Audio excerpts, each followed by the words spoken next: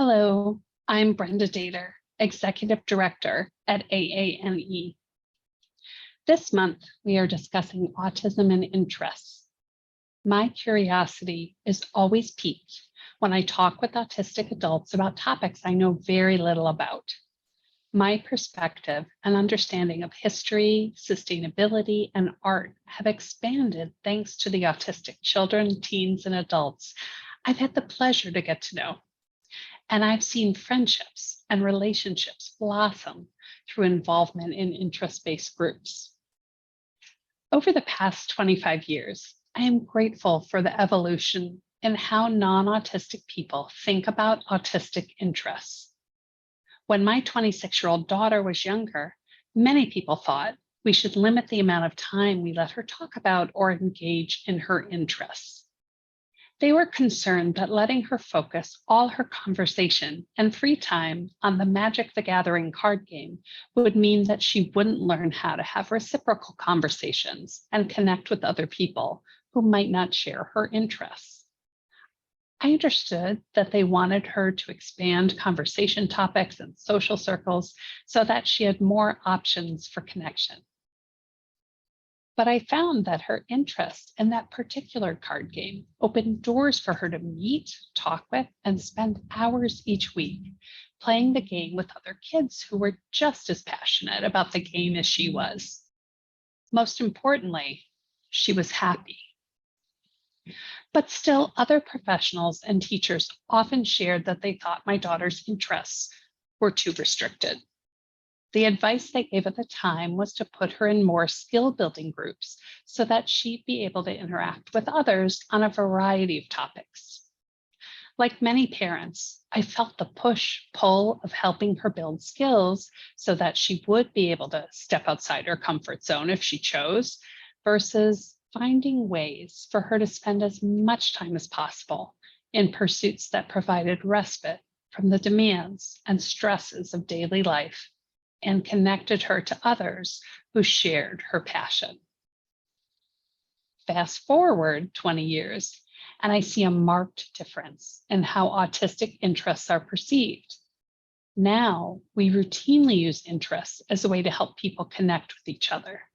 Instead of encouraging people to talk about non-preferred topics, we use shared interests to help autistic people connect with others and build deeper friendships. Just last night, I had a conversation with my daughter that she gave me permission to share here. She told me how lonely she felt.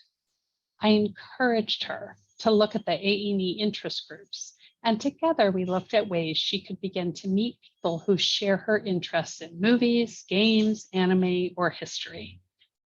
Her social anxiety makes it challenging to expand her friend circle beyond the few close friends she's had since middle school.